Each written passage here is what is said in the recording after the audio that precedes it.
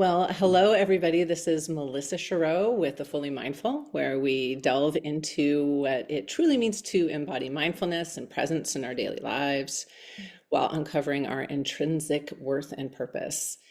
I'm a neurodivergent lawyer, a mindfulness teacher, and embodiment breathwork coach. And on The Fully Mindful, we have candid conversations with inspiring creatives, wellness leaders, and social disruptors, exploring how they've discovered their purpose and cultivate a mindful, connected existence. And today, I'm really excited to have Kat Thompson, the inspiring leader of Fractal Soul, a holistic wellness organization specializing in psilocybin therapy.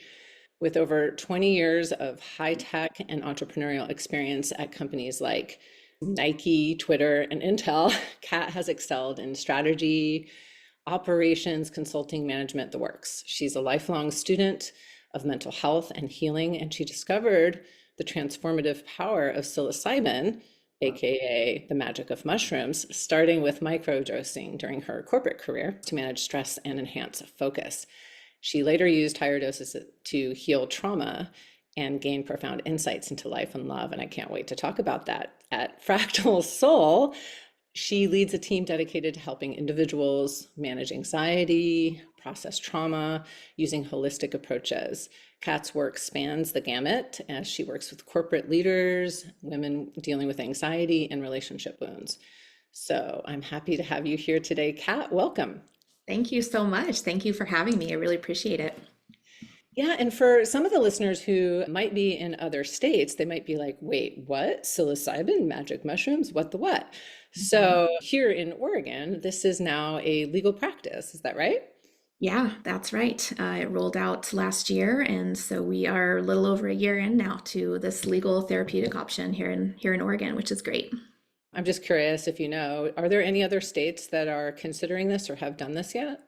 Yeah, there's several states that are considering actually. There's a psychedelic legalization tracker website actually that you can go out to, but the one that's the closest I know is Colorado. They've actually introduced a bunch of laws, and now that's just passing through that kind of framework. So they're not quite legal yet, but they will probably be the second state in the nation to legalize. Yeah, and just so folks have some sort of idea, before we get into your personal story, which I very much want to get into, can you give us a little bit of I guess, the bird's eye view of how this came to be a legal practice in the state of Oregon? Yeah, I mean, I don't have a lot of the knowledge around the politics beforehand because I wasn't one of the early, adopters down in Salem wanting to help this become legalized. I was kind of just doing this in my own private personal life. And it was actually after the Twitter layoff that I experienced that I started looking into this as a professional career. But I do know that voters, they approved it in 2020, and then it took 2 full years to actually develop the framework of the rules, right, that we now are operating in. And if you copy and paste the rules from the website, the government website, into Google Docs, it's about 125 pages of rules. So this is not a small framework. And I know that the state went to a lot of effort. They had panels of experts and hundreds of research documents and everything to formulate these rules. So they really went through a methodical and lengthy process to figure out what's going to be the safest way to deliver this framework to Oregonians and really to the world. So I know that it was a 2-year process, very lengthy. And just so people know, because they may have no idea, this is not just like anybody that gets to take psilocybin. It's not like legalized marijuana, where anyone in any of the states that have legalized recreational marijuana can go into a store and buy mushrooms. This is considered a therapeutic process. It's highly regulated, as you mentioned, hundreds of pages of rules. And you have to have gone through a particular amount of training and I don't know if it's a certification or a license, right? It's one of those to Both, be able to yeah. do it. Both of those. Okay, Yeah, certification and a license. yeah, So it's yeah. not just anyone off the street being like, I'm going to deliver psilocybin to somebody. This is a highly regulated area, very safe, very effective, and not just something that anyone can go do, right? Yeah, that's right. I think one of the most common misconceptions is that this is similar to a dispensary model with cannabis, and nothing could be further from the truth. Even with medical marijuana, right, which people will say that there's a lot of benefit to pain management and things like that with medical marijuana. You cannot just go in and purchase product and take it home. That is not how the psilocybin framework works in Oregon. So what you have these licensed what are called service centers that I guess would be kind of the equivalent of a dispensary, but again, you're not going in to just purchase it and take it home.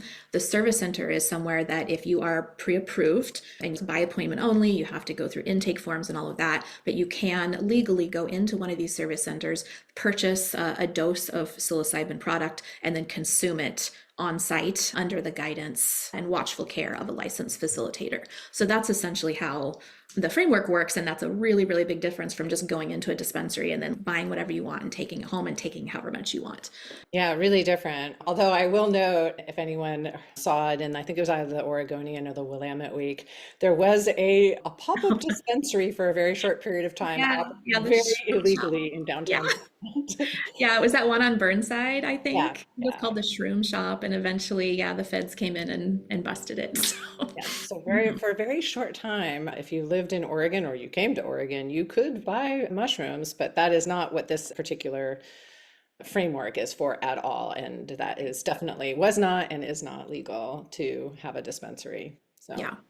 yeah, Yeah, so absolutely. It's kind of like we're playing in a different arena now. This isn't just about recreational use. This yeah, isn't the 1960s all over again. This is right, actually trying to fix mental health problems that are right, on the rise. right, definitely on the rise, especially here in Oregon, although worldwide. So I Certainly. mean, it's quite something to go from being in the tech world or in the corporate world, right? You had Twitter and Nike and Intel. And then, okay, yes, I get that you experienced a layoff, but a lot of people aren't going to just go, you know what? I think I'm going to go from this corporate world to, I think I'm going to be a psilocybin facilitator. So how did you get to that decision? Yeah, well, they say seeing is believing. So I like to preface this story of mine with that, but I definitely decided to explore it after my layoff. It wasn't like an instant decision, but as you mentioned earlier, I had already been microdosing for about 2 years. It was kind of during most of my last tenure at Twitter, and I started that after Measure 110 was passed, which was the decriminalization for personal use of mushrooms. So again, just kind of a distinction there that Measure 110 and Measure 109 are different beasts. However, I was microdosing personally for that, and it really helped with a lot of like day-to-day symptom management of depression and anxiety and stress, and just kind of helped me be a more creative problem solver and more, empathetic and connected to my coworkers. So in general, it had just really a lot of day-to-day kind of therapeutic effects, I would say. But I hadn't actually taken a larger macro dose, and so after my layoff, I decided that as I'm exploring this, I really need to kind of know what I'm getting into fully. And I had heard from multiple people that taking the microdoses versus the macrodoses is almost like taking two completely different substances, right? Once you cross that threshold, the so-called threshold of the consciousness altering, it's really a different experience. So I did a couple of those in a very therapeutic context, sacredness and all of that, and approaching it with care and respect, and was just completely blown away at the power and the healing that happened in my own life. I inherited a lot of generational trauma. I know we've talked about my professional career, but on a personal level, lots of family trauma up the chain. And so had a difficult childhood, hadn't healed from a lot of those things, had a lot of triggers and mental health issues just from that. And I really feel like, 1 to 2 so-called treatments or experiences of psilocybin helped me heal things that I hadn't been able to heal in decades of talk therapy and self-help books and like all these other things. So it definitely made a believer out of me after just experiencing my own healing. And that was when I got a little bit more serious at, looking into this as a career for sure. Right, and just for the listeners and the viewers, I mean, microdosing is you're not really getting high, right? Or I shouldn't say high because that makes it sound like you're using it recreationally, whereas I understand you were using it really for the therapeutic purposes, even on the microdosing level. Is that right? Yeah, absolutely. The way that we define microdosing at Fractal Soul is I call it professionally appropriate. Mm. So that means usually 1 to 2 milligrams. If we're talking about psilocybin analyte, it's very, very small amounts. And professionally appropriate means that you can still have conversations like this, right? You can still present to your boss. You can still work. You can work out. You could go grocery shopping. It really doesn't impact your daily life. It kind of just elevates your life a little bit, but it should feel very, very subtle in terms of the effect. That's a true microdose. When people call larger, like a gram of mushroom, and they call that a microdose, that's not truly a microdose. It's more of what I call a social dose. So Right, right. those You're definitely gonna two, be feeling the impacts for more. sure. Yeah. Yeah, Yeah. yeah. Mhm. Yeah, and then the macro doses are pretty high. I think you were getting to. Yeah, they are. But also this is something I go through in my consults with new clients as well, that people are surprised to know that even within the macrodose world or the consciousness altering, like above that threshold, there is a wide range as well. So I think a lot of times people think it's like one or the other. You have to microdose or macrodose. And so even within this macrodose world, you can choose a gentler dose, something that we know is going to be consciousness altering, but it feels very soft and gentle, and then kind of on up the chain into more mystical types of experiences, that sort of thing. So there is a range of experiences even after, as you step above that consciousness altering threshold, if that makes sense. Right. And we were talking before we hopped on the episode today about Michael Pollan's book, How to Change Your Mind, and the Netflix 4 episode series, I think, based on that book. And in that book and in the series, they talk about, it seems like much higher dosing. At least it's portrayed that way as these very mind-blowing, literally conscious, elevating, opening doses. And so what you're saying is that you don't always have to do it that way. So if you're nervous about it, you want to try something for that to treat maybe an anxiety or trauma that is unresolved, you don't necessarily have to go 100%. You can Right. go something less than that. Yeah, absolutely. I mean, so through the state of Oregon, we are legally allowed to dose people up to 50 milligrams of what's called psilocybin analyte. That's the actual amount of psilocybin inside of a dried mushroom. So we're not talking dried mushroom weight, it's actual amount of psilocybin, but that amount is such a huge amount. You would really only want to take someone there if they had a lot of what we call blunting factors, right? So their serotonin system has been really desensitized and downregulated through usually decades of SSRI use or other substances that impact serotonin. So for someone who doesn't have those blunting factors, we typically follow the Johns Hopkins recommendation, which I think is also discussed in the How to Change Your Mind, either the documentary or the book. But in general, the 20 to 30 milligrams of psilocybin analyte is kind of considered that sweet spot. We are always aiming to get clients into the therapeutic sweet spot, right? There's kind of a bell curve where if you go too low, it might be a little underwhelming for them, especially for the amount that they've paid and the effort that they've gone to and kind of the expectation as well. But if you dose too high, obviously you're tipping over, you're going past that therapeutic sweet spot into overwhelm territory. That 20 to 30 milligrams is usually reliably a pretty sweet spot in terms of kind of hitting that therapeutic zone where it's, it should feel intense. Like intense means results, but it shouldn't feel overwhelming or really scary. And so you mentioned people who have really high anxiety towards the experience itself, or for people who have severe trauma, big T trauma, we might recommend bringing them in for what we call a meet the medicine dose, which is a very small, it might be like 8 milligrams. It might not even be, it's above a microdose, but it's not even consciousness altering. And that just kind of helps them establish a positive relationship with the center and the facilitators and with the medicine itself, so that they do come in for a secondary one and they go a little bit larger, then they feel more safe, if that makes sense. So that's Yeah, yeah. pretty You're kind of much. giving them that muscle memory, so to speak, Yeah. of, this was a safe place for me to be. My Yeah. body feels okay here. I Mhm. can do a little bit more for the more therapeutic situation. Yeah, So it just calms some of the fear for sure. yeah, yeah, Hmm. and I can imagine people would want that, and anyone who's experienced big T trauma or even a series of little T traumas over a very long period of time is probably, I would imagine, a little bit reticent, right? Sometimes about giving up control, depending on the nature of their trauma. And that is in fact what is happening. You're releasing the reins a little bit, knowing that there's somebody there to guide you through it, but ultimately you are releasing the reins.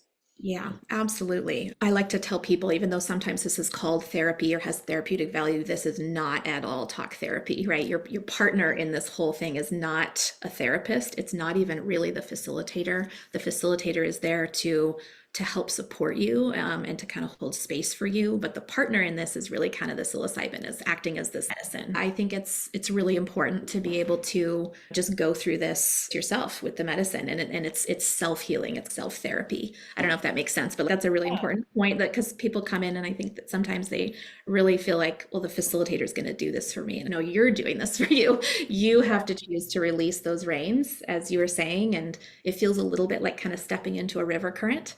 Mhm. Right. So you choose to step into the current, you choose to go with the flow. And some people step into that current and then they just immediately start fighting the current, right? So Mhm. this is where the facilitator can help support you and guide you a bit through, and using non-directive methods, but can help you do some breathing exercises or things like that to help get you through that resistance. But ultimately, it's up to you to hand over the control or not. Right.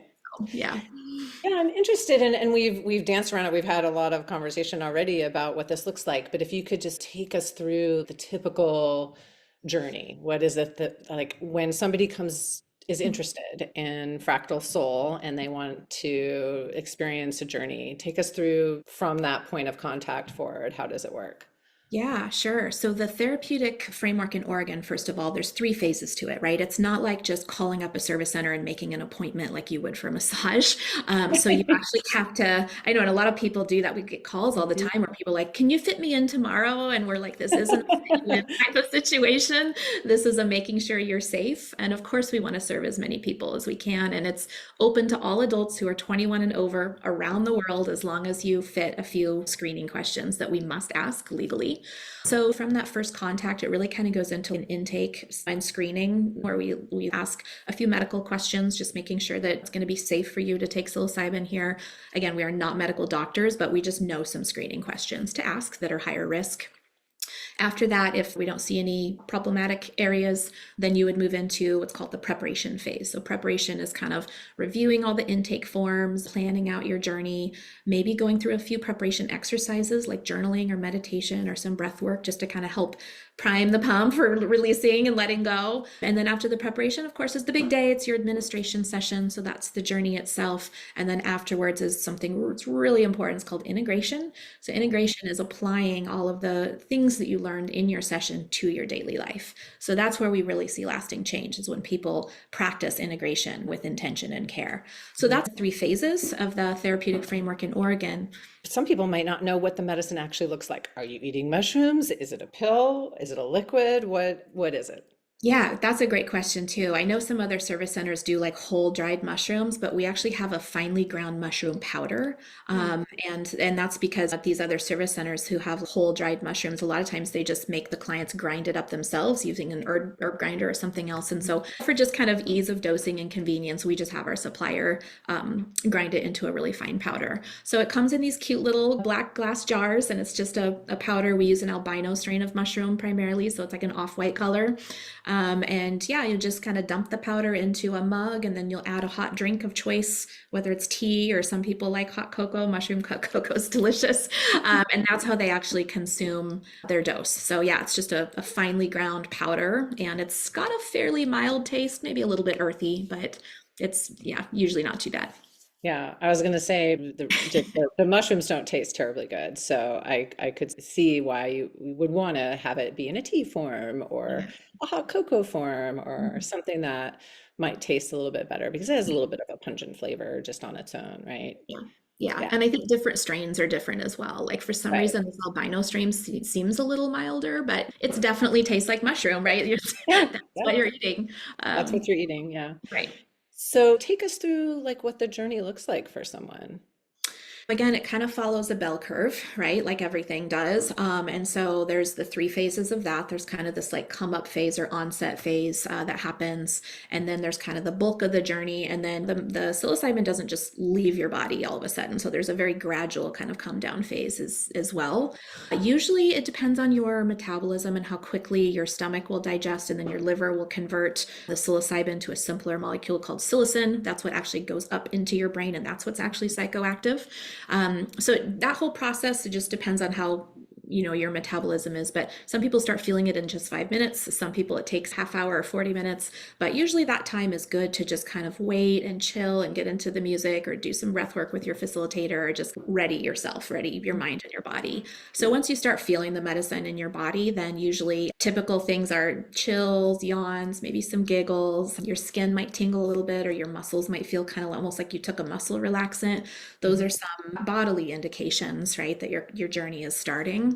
So at some point, there's always what I call the threshold moment, right? Where it is kind of like a conscious decision of, okay, I'm going to step into this altered space or this different experience. And that looks very different for everyone. Sometimes it's a visual, like a door appears, right? And other times it's more of a feeling of being pulled somewhere. Or sometimes there'll actually be like a voice in your head asking you, like, hey, you should cry, or you should let go, or you should do this, right? So it looks different for everyone. But at that point, that's usually when resistance will come up if it's going to. So sometimes Mhm. there's almost like a grappling period of people like, I wanted to let go, but I'm having a hard time doing Sure. it. So that's Yeah. that threshold moment, but it inevitably passes for good, for better, for worse. And then once you're in kind of the bulk of the journey, I always like to tell new clients that haven't experienced this before that psychedelics go in cycles as well. So it's kind of a little bit like the analogy of snorkeling, where if you're up on the water and then you see something down that you might want to go dive down and like look, you kind of go in for a while, right? And then after a while, you're like, okay, I need some air, I need a breather, and you like pop back up to the surface. Right. So it's almost this like inhale, exhale of breathing that happens during a psychedelic journey. And usually each of those sessions kind of has its own little theme where you might be processing some grief in one and some wonder and awe in another, or you might be thinking about your future in another, right? They each kind of have their own theme, which is kind of cool. And then after about 3 hours, psilocybin has a half-life of 3 hours in the body. You're going to kind of start to feel yourself, those effects coming down a little bit. But again, it's not just like a cliff of like, okay, I'm out of it. Usually you'll have those cycles, but they'll get kind of like smaller and smaller until you just Mhm. feel like, okay, I'm back in my normal state. So that's essentially what a journey looks like. And it usually lasts about 4 to 6 hours, just depending on the person. Sure. And I was just thinking, I do a lot of breath work, and I do all kinds of breath work, but I will also lead conscious, connected breath work journeys, which Yeah. I, I think were really started. It's basically holotropic breathing, like Stan Groff did, who was one of the early LSD researchers and practitioners before all the funding got taken away and it became illegal to do that. Mhm. And, one of the things that I notice is when I lead a journey for someone, it they set an intention, but it almost doesn't matter because whatever's supposed to happen in the journey will happen, regardless of, I mean, I coach people throughout the whole thing. I Mhm. have no idea. I'm very intentional with what I say, Yeah. but it almost doesn't matter what I say, right? Mhm. Because it's what the person needs to experience in that moment. It sounds very similar, Yeah. like Very. whatever they're supposed to experience Yeah. and are ready to experience is what Yeah. they experience. Absolutely. I think this is an important piece to coach our clients during the preparation as well. We'll have clients coming in with a laundry list of intentions, right, which are really expectations. And it's like, I Right. want to get my entire life fixed, right? They've got 20 things. And then we have people come in and they have no clue. They're like, I don't even know. And somewhere in the middle there, I think, is a good way to approach this where you can absolutely offer up your intentions. It's almost like a prayer or a sacrament, right, to this kind Mhm. of spiritual experience that you are inevitably going to have. And yet, very similar to what you said, I feel like there is some unknown mechanism by which this, and I keep calling it medicine, goes into you and it is able to identify what you truly need. And so it's very Mhm. common afterwards for our clients to leave saying, well, I didn't get the journey I wanted, but I got the journey I needed. Mhm. Yeah. And so that's a really common thing to say. Hmm. That's really interesting. And I think you were saying earlier with your own experience, some of these things that you had maybe a lifetime of struggle with and lots of experience with talk therapy. Nothing against talk therapy. It can be very Absolutely. effective and Yeah. complementary for all of these modalities, Yeah. but it wasn't necessarily effective, at least in a very big way for you for some of these things. So when you experience this journey and when other people experience this journey, are they literally free of some of that stuff? Yeah, I mean, like at risk of sounding like this is, like, have you ever seen those ads where it says, here's all the results, and then down at the bottom it says, results not typical. And Right, I right. saw one of those the other day and I was like, man, like it's the opposite for us. Like it's Mhm, actually an mhm. atypical result when someone doesn't get like profound healing in one journey. But yeah, I would say, that is absolutely a typical result for us for sure. I mean, that's really astounding. And this is why this is such an exciting area, because so much of what we humans experience, again, whether it's big T trauma, something really, I mean, and a lot of people, right, they denigrate their trauma, right? They're like, oh, well, I didn't, I wasn't Yeah. raped, or I Yeah. didn't have a horrible car Comparison. accident, or somebody didn't die, none of Yeah. that happened to me. I just was, I don't know, neglected my whole childhood. Right? Like nobody Have was. complex trauma. It's no big deal. No Yeah. big deal. But we do that, right? And part of that is survival. We downplay our trauma to protect ourselves. So I do recognize that. But Mhm. so you're suggesting, I think, and what's really exciting is that whatever kind of trauma it is, it literally can be resolved in one journey. Sometimes, right? I mean, obviously, everybody is different. And I will say that each journey has its own theme, right? I said earlier that each of the cycles has a little mini theme. It Right. feels like those little mini themes kind of will come around a bigger, larger satellite type of theme. So Mhm. I'll just give you an example. In my very first journey, I had an intention to heal some of my childhood wounds. And it was a very vague intention. It wasn't like down to the level of detail of certain memories. It was more just like, I have read every self-help book in the universe known to man. I've been through years of talk therapy, and those things do help. But I tend to be a very cognitive and intellectual person, anyways, trying to intellectualize everything. And I certainly understood with my prefrontal cortex why things had happened, but it felt like it wasn't accessing an area of my brain where the actual hurt was, right? And so Right. when I went into the psychedelic session, my own psychedelic session, I swear it's like the medicine just burrowed straight back to wherever it was. And there was this room with no doors or windows, right? And it just created a door and it opened it and it was like, here it is, like, let's get it out. Right. That's what I mean about that. I think talk therapy can really help make sense of things and kind of sort through emotions and have that support. And that's so helpful. And there's great self-help books out there too. I read a lot on parental wounds and generational trauma. And so I understood, but it was the actual healing that needed to be released, right? So does that mean that all of the hurt I'd ever experienced in my life got released in one session? Absolutely not. But I definitely felt like I healed from my childhood wounds in a very, very core, deep way in that first one. And then my second one went on to some other stuff that I had, other more adult type of trauma and grief. So each one kind of has its own theme, but definitely don't expect a miracle all in one out of like one. You're like a brand new person when you Yeah, come out of that's what I'm trying to go for is expect healing in like one area, but not the laundry list of your entire life. Right, Yeah, right. Yes. I mean, that would be a true miracle, if right. that if that Not could a happen. miracle cure, but it's definitely highly effective, especially when people feel stuck. That's when people come to us Right. because they're like, I've been in talk therapy for 10 years. I've been doing EMDR for 5 years. I made progress and now I'm stuck, right? Or I've been Right. on SSRIs for 10 years. I'm not feeling any different. I'm stuck. I need something else. This is that something else that will help them kind of reset and get unstuck. Right. Yeah. Now, I have maybe a tricky question, but I'm sure some of our listeners have these questions. So, if you have somebody who has, let's say, a different brain wiring, like somebody like myself, I have ADHD, or somebody else who might be neurodivergent, and or somebody who is in recovery from a substance use disorder, have you seen it be effective for people who have different nervous systems?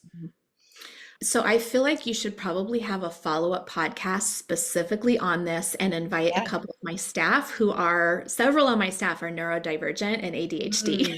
So Mm-hmm. they would be experts. I won't Yeah. name any names without their permission, but there's two in particular I can think of who have been Yeah. working with this medicine for 20 years and Hmm. who are also neurodivergent and ADHD. So I think it would be really great for you to have like Oh a yeah.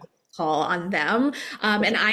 I am not, I am structured AF. So I'm like the opposite, Right. almost to a fault sometimes. But, anecdotally, yeah, I have heard that this has helped people because it tends to get people into like a focus state. It tends to kind of calm and reset the nervous system a little bit, right? So I think that there's benefits pretty much for everybody, to answer your question in kind of a generic Yeah, way. no, that's great. And I think, I've done a fair amount of reading about ADHD and PTSD, and I understand sometimes those two get confused or they overlap one another. And a lot of young persons, or even, as we grow up, may actually be experiencing PTSD, but it looks a lot like ADHD because, of course, if you are hypervigilant and focused on a trauma, you're not going to be as focused on other things. You might be Yeah, easily distracted, right? And yeah, so it seems to me, just my gut feeling here, and I think confirmed by your colleagues working with this and your own experience seeing it work on people with some sort of trauma, whether it's PTSD level or just other trauma, as yeah, well as neurodivergence. Like it seems to me it would be highly effective. I wonder, and it'll be interesting when I talk to them, if they yeah, let me talk to them, yeah. is if they experience things more not acutely is maybe the wrong word, but experience it more because, like my inner world, for instance, is very rich, right? Mm-hmm. Part Yeah, of the way that ADHD is for me, which is the mhm. cool part of the ADHD, right? Yeah, absolutely. Um, is this, very rich inner world. So very visual, Yeah. very auditory. My senses are very heightened. Mhm. And that's part of the blessing and the curse, right? The curse is sometimes everything's a little too HD, right? So it would be very interesting to talk with them about that. But I suspect that it's just, like you said, just as effective. I And think so. Yeah. I don't know if you have experience with this or if also your colleagues could talk about this, is there are those of us like I'm in recovery, been sober for 24 years, and intrigued with this as something. And obviously Michael Pollan's book and the docuseries talks about treatment for addiction and substance use Yeah. disorders. Yeah. But those of us who have been sober a bit are like, how does this square with that? Do you have Yeah. any thoughts on that? I do, because we actually have seen quite a few people who have come in to change their relationship with alcohol Mhm. specifically, and it's run the gamut from just, hey, I'm a habitual drinker and I would just like to cut back. I'm not trying to go to AA or be Right. completely sober. I just want to change the priority in my life.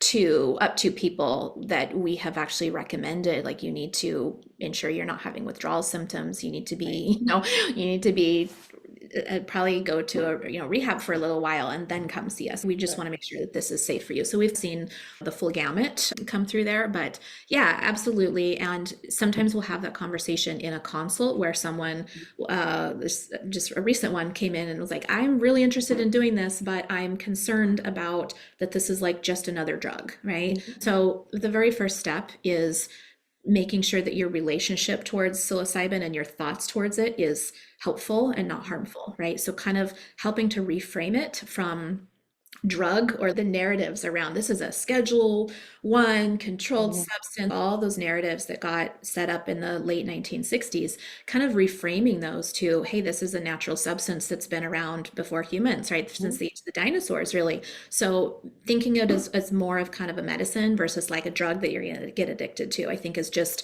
important reframing to happen. So that has to happen on the client's end, Mhm. right? And then the second thing is we can give a little education around psilocybin. All classic psychedelics are actually anti-addictive. So they work on serotonin receptors. And once serotonin receptors are sensitized to a certain, or once they're full, they kind of just shut off, they downregulate. And Mhm. so it's really like not possible to become addicted to psilocybin. And so that's why Interesting. it helps with so many other things that are highly addictive, is because it's not. So we do provide usually a little bit of education around like, hey, this is a different substance. But it's ultimately up to them to make that decision of Sure. when I go in for this, am I going to feel like I'm just doing another drug? Because if that is the way they feel, it's probably not going to be helpful for them. Right, right. It's really, like you said, their relationship, their thought patterns, how their feelings are about the medicine that they're about to take or Yeah, not. absolutely. Yeah. Yeah. Yeah, no, that's really interesting. And I mean, and it's funny that, and I mean, that just goes to show you that the powers that be did a really good job Mhm. making it into this kind of evil Hmm. drug, Yeah. because it is hard to think of it otherwise, when in reality, I would never think of an SSRI as something that somebody shouldn't take if they needed it. Yeah. And it's really in many ways no different, in the sense that if you're taking it for a therapeutic reason, it has the therapeutic value. Yeah, absolutely. We have a blog post actually up on our site, on the Fractal Health site, that's about the safety and efficacy of psilocybin that I point clients to quite a bit. But at the top of that post, it actually has a chart of the active versus lethal dose and the potential for dependence. So it charts various Sure. substances. And of course, all the way up here is like heroin, right, and meth. But it Right, also right, includes things like nicotine and caffeine and alcohol and other things. And as clear down here on the lower left is LSD and psilocybin, and that's because they're both classic psychedelics working on the serotonergic system.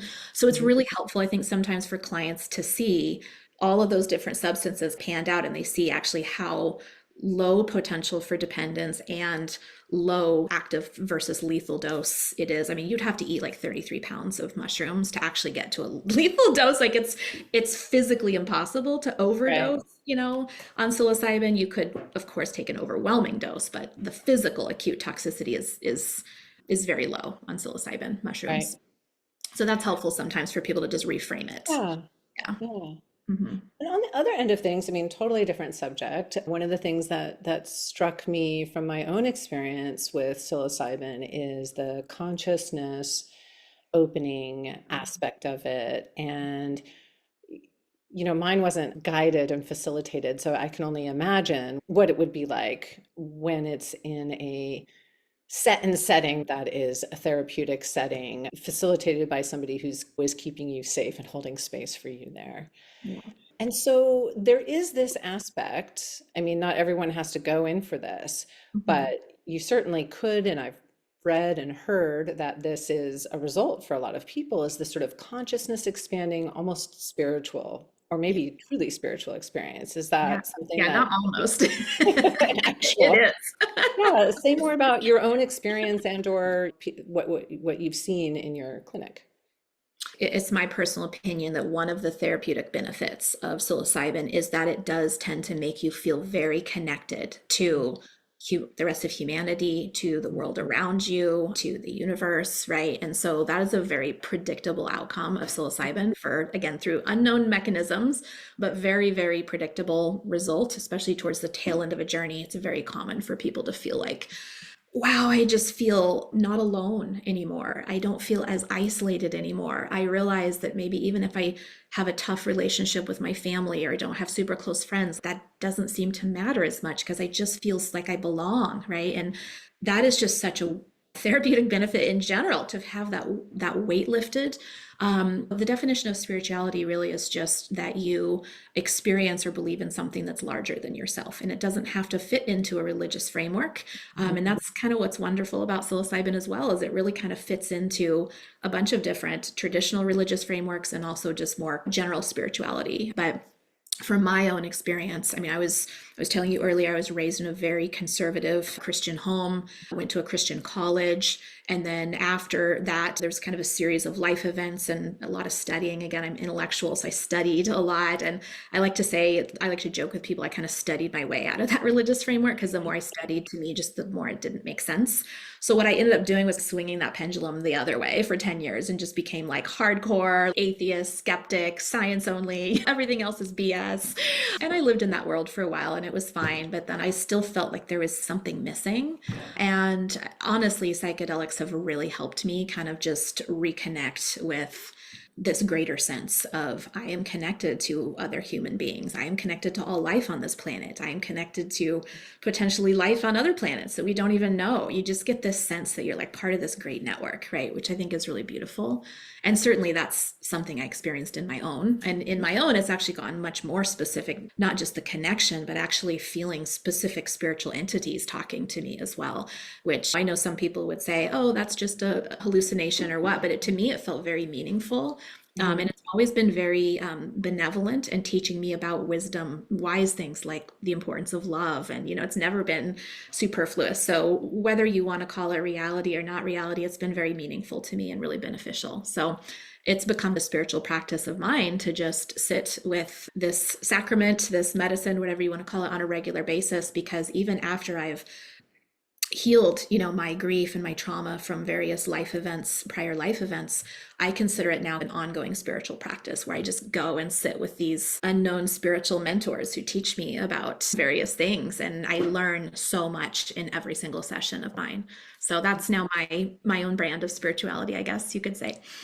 Yeah, and I was struck in the Michael Pollan docuseries and in the book. He talks with a few people who were diagnosed with cancer Yeah. and or aging and otherwise close to death. Yeah. End of And life distress. Yeah, yeah, for end of sure. life distress, which is really significant. And one of the doctors who was interviewed talked about how that actually the psychological stress, the emotional distress often outweighed the physical symptoms of what the person was experiencing. And what really struck me was one woman who was interviewed who was, I think, in the series, 78 years old or thereabouts, had a cancer diagnosis. She was talking with the author and describing something very similar to what you described, a spiritual experience. Yeah. And he said, well, that was just in your mind. And she said, and she just looks dead on and said, no, that was real. Hmm. Wow. Um, Wow. and that was real.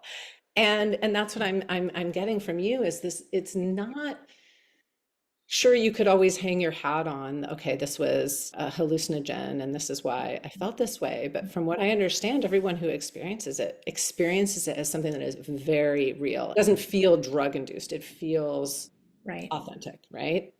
Absolutely. I'm careful and respectful when I'm speaking to audiences who have never experienced this before. And I'm aware that if you have never experienced it before, because I was one of those people, right? It was hardcore skeptic. So I was that person for a really long time. And so I kind of laugh at myself all the time that I've swung the other way. But to me and to so many other people I've spoken to, it doesn't feel like you are plugging into something that's not real, with this world like hallucinogen. It feels like you're uncovering something that is real, right? And so Yeah. every single time it feels so authentic and so rich, with whatever is said or whatever messages that I receive. And so definitely, I know different people have different opinions, and that's perfectly Mhm. fine, but my own perspective has been that I feel like I'm plugging into this unknown mechanism of some sort of power source, right? And the power Mhm. source is driven by love. That was taught to me in my last one, that love is really the source of power, true power, with humanity, which I thought was beautiful, right? Because we always think of these power mechanisms in terms of war and violence and brute force and all of these things. And so it was really beautiful to sit with the medicine. And this was kind of like a feminine goddess type of spirit that was appearing to me and teaching me about love. And I thought that was really beautiful. Um, yeah, I think I kind of lost my train of thought there, but I was just trying to share a little bit around Yeah. what my spiritual experiences have been. And it definitely feels like there is a mystical element to it. I don't want to shy away from that, right? There's something mystical, there's something unknown. Humans do not know everything, but when you do plug into it and you experience it for yourself, you don't feel like you're thinking or believing it anymore. It's this deep kind of knowing that's right here in your soul. Yeah. And that feels really special and really sacred to me.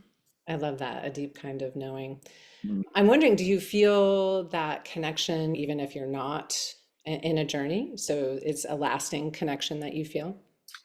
I will say that the more times I have sat with Mhm. psilocybin, the more that it does last. So Mm. after the first one, I had this kind of spiritual glow of feeling connected to everything for maybe a month or two. And then after my second one, it was like 2 or 3 months. And now I almost feel like it's just kind of this constant. It definitely used to be that I could feel like the medicine coming in and then leaving my body very specifically.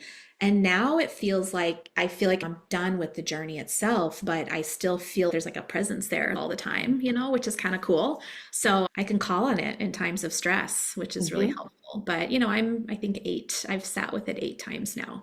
And certainly I'm still a baby in the grand scheme. I know people have sat with it dozens and dozens of times, but each one for me is like, I make sure that I don't treat it recreationally. This isn't doing something for fun. It's like I am in a zone and setting up the setting and having my candle and my sacred music and all of these things. So I go really deep each time and it just means a lot to me.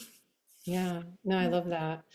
Just kind of closing in on the end here, which I don't really want it to end, but just coming on the end, what are you hoping is next for psilocybin and journeys, and where are you hoping we go as a culture? I mean, certainly we see these individual healing stories, but we need that to happen at scale, right? If we want hope of changing humanity and making a better world for our future generations. Mhm. So that's one thing, certainly, and I know in the Western world, we have a lot of laws and regulations. So all of that has to change. And I'm excited and encouraged to see all the different states that are looking into it, or they've got panels, or they have funding for research. Like that ball is rolling, but it feels slow sometimes. On the other side of things, something I'm really excited about that I'm just met with someone last week. A lot of people come in and ask us about insurance coverage because these Mhm. services are not cheap. Again, we spoke earlier that this isn't product based. You're not coming into a dispensary and just buying some product and leaving. Most of the expense is working with the facilitator. So it's very service industry based, right? So that person is paid for their time. So that's 80% of the cost, right? The product is actually pretty negligible. As is, you go in and you might want to you reserve a room as well, and that costs money. But most of it is the service based, very similar to like a talk therapist, right? You pay them $100 an hour or whatever it is. So it's not accessible to some people who are making under 6 figures a year, right? And they might desperately need it. So we have equity programs and things like that, but still it just is like inaccessible to some people. So I just met with somebody last week. She's the CEO of a insurance company that specializes in psychedelic therapy coverage, and we're going to be partnering with them, like the long and short of it, which is wonderful because they're already covering ketamine. They're going to be launching psilocybin therapy insurance in Oregon July 1st. And so we're going to be in network with them. And that means that if they've got their employers on board, and it could be any nationwide employer, it doesn't have to be in Oregon.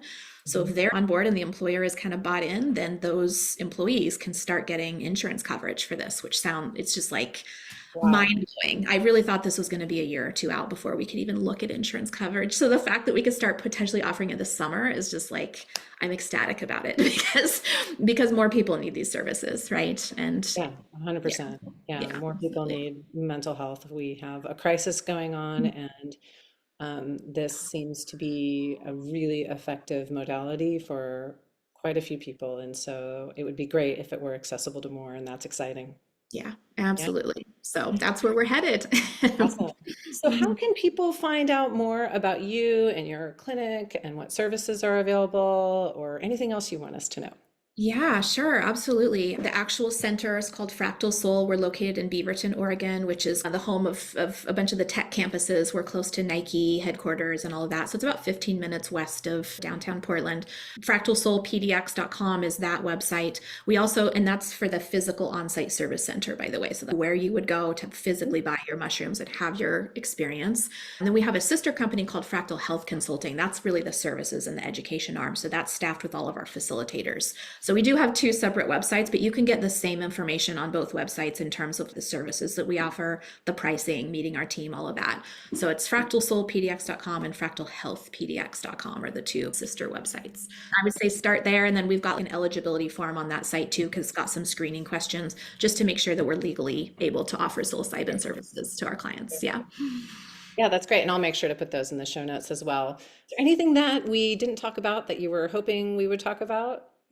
One thing that I always like to tell people, they want to know if it's going to work for them. And so I like to tell people like what it's really good at and what it's not so good at. So I'll just, I guess, leave you with this, which is psilocybin is really, really good at getting you unstuck that we talked about earlier. So if you have something that is, prior in your life, not nothing, not something fresh trauma, but like childhood, or there's been some time that's passed and you're just unable to let go, psilocybin is really, really good at helping you Mm, release that and process it so that you can be healed from it permanently. And this is where we see those literal overnight results. Even with people who have lifelong OCD, for example, we've had at least a dozen clients in that they go through one session, and on the other side of it, they're like, I just don't have OCD anymore. Like it feels like a distant memory, you know? Wow. So it's really good at that. What it's not good at is fixing environmental things, like fixing a bad relationship or a bad job. If you're going through an actively traumatic, like a divorce or housing instability, psilocybin is not a good time for you because it acts as a non-specific mental amplifier, and Mm. sometimes it can actually amplify the anguish and the negative emotions that you have. So it's definitely better for like stuff that you're stuck with than something like fresh, I would say. So I wanted to make sure that I covered that as well in our session.